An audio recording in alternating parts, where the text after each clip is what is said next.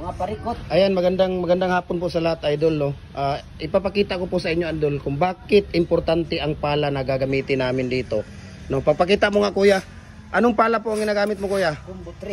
Ha? Tumbo 3. Bakit kailangan ang tumbo 3 na gagamitin yan? Gagamitin namin sa pag-mix sa hollow block Para? para sa Tagalog. Okay. Matibay. Okay. Ako na lang magta-translate kasi nahihirapan si kuya na mag-ano ng Tagalog. Importante talaga ang tumbo 3 na gagamitin na pala. Bakit? Dahil ang pagmi-mix niya, idol, no, ang pagmi-mix niya dapat talaga maganda ang pagmi-mix ng ano niya. Malaki, dapat tumbo 3 talaga ang ginagamit dahil pag nagmi-mix ka ng buhangin na may kasamang simento, para halo talaga siya, no? Mahahalo talaga siya. Hindi yung kahit na 10 beses mo pang minimix yan, pag hindi ayos at hindi pagkakaganda yung pagkaka-mix mo, ampaw pa rin ang dating niya. Papakita mo nga yan, kuya, speed yan. Tumbo speed nga 3. Baliktad mo nga. Ayan, yan dapat ang gagamitin sa importante sa hollow block, kahit na sa mga bricks natin, no. Yan talaga, tumbo 3 speed na shovel po ang dapat na gamitin para sa mixing na maayos at maganda ang quality na labas natin sa ating hollow block. Kaya thank you, kuya, sa pa-unlock natin, no. Thank you so much po. Follow na po kayo sa Gem Hardware, ang Coco Lumber, Kanituan branch, sa Banulang branch. Ayan, magandang hapon po sa lahat, idol, no. Ipapakita ko po sa inyo, idol, kung bakit importante sa atin ang pala na gagamitin natin or tinatawag natin na shovel. Ayan, ang shovel dapat na gagamitin natin, idol, ay number 3 po. Tumbo po yan. Maganda po yung tumbo talaga dito na pala. Kagaya no, tumbo yun, no. Ayan, tumbo na pala, number 3, speed po siya. Dahil kailangan niya ang pagmimix. Importante talaga ang pagmimix ng buhangin para po maganda ang kalalabasan ng ano. Kahit na 10 mix mo pa yan, pagka hindi maganda ang pagmimix, ampaw talaga ang labas ng hollow block natin. Kaya papakita mo nga yan, kuya, ang pala mo, baliktaran. Yan, speed po yan, tumbo, number 3 po ang size. Importante yung palupalo natin. Ayan, papakita mo nga yung palupalo natin, kuya. Palupalo natin.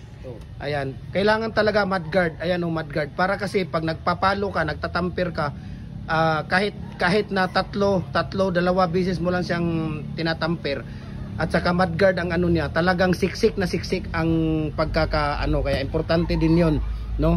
Kailangan natin yan na ganyan. Tapos yung ano natin, matibay yung tampiran niya. Pakita mo yung kahoy na ganyan, dapat solid siya.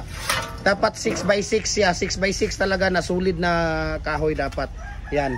So sino pang hindi nakapag-like ng Facebook page natin, like na po kayo.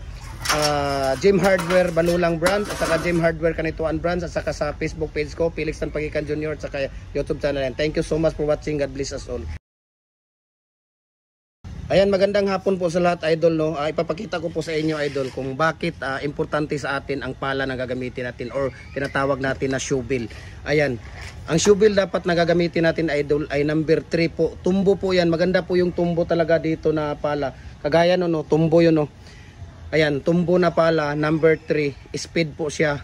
Dahil kailangan niya ang pagmimix. Importante talaga ang pagmimix ng buhangin para po maganda ang kalalabasan ng ano. Kahit na 10 mix mo pa yan, pagka hindi maganda ang pagmimix, ampaw talaga ang labas ng hollow block natin. Kaya papakita mo nga yan, kuya, ang pala mo, baliktaran. Yan, speed po yan, tumbo, number 3 po ang size. Importante yung palupalo natin. Ayan, papakita mo nga yung palupalo natin, kuya. Palupalo natin. Ayan, kailangan talaga mudguard. Ayan, mudguard. Para kasi pag nagpapalo ka, nagtatamper ka, kahit na dalawa beses mo lang siyang tinatamper, at saka mudguard ang ano niya, talagang siksik na siksik ang pagkakaano. Kaya importante din 'yon, no. Kailangan natin yan na ganyan. Tapos yung ano natin, matibay yung tampiran niya. Pakita mo yung kahoy na ganyan, dapat solid siya. Dapat 6x6 siya, 6x6 talaga na solid na kahoy dapat. Yan. So sino pang hindi nakapag-like ng Facebook page natin, like na po kayo. Gem Hardware Banulang branch, at saka Gem Hardware Kanituan branch, at saka sa Facebook page ko, Felix Tanpagikan Jr., at saka YouTube channel yan. Thank you so much for watching. God bless us all.